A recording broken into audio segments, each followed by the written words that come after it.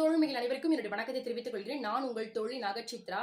எல்லா சின்ன குழந்தைகளும் எல்லா பெரியவங்களும் கண்டிப்பா தெரிஞ்சுக்க வேண்டிய ஒரு விஷயத்தை பத்தி தான் நம்ம இன்னைக்கு பார்க்க போறோம்.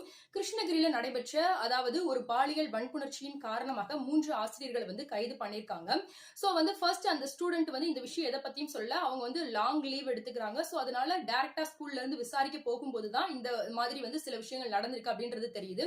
சோ இந்த விஷயத்தை கேள்விப்பட்ட அந்த ஸ்கூல் டீச்சர்ஸே கம்ப்ளைண்ட் பண்றதற்கான ப்ரொசீடிங்ஸ்க்கு ஹெல்ப் பண்ணிருக்காங்க அப்படின்றத இங்க பாராட்டப்படக்கூடிய ஒரு விஷயம். சோ இந்த ஒரு ஸ்டூடெண்ட் இவ்வளவு பயந்து போனதுக்கான காரணம் இதை பத்தினதான விழிப்புணர்வு இல்ல.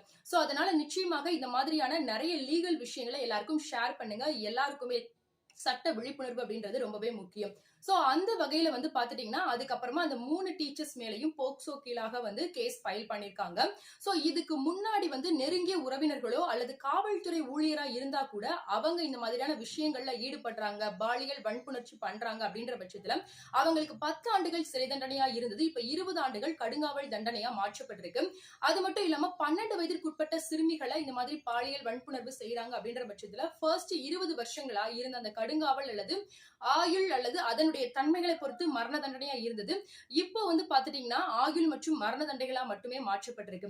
அதனால உங்களுக்கான பாதுகாப்புகள் அதிகப்படுத்தப்பட்டிருக்கு அப்படின்ற விஷயங்களை நீங்க தெரிஞ்சுக்கோங்க. அதே போல உங்களை சுற்றி இருக்கிறவங்களுக்கும் தெரியப்படுத்துங்க.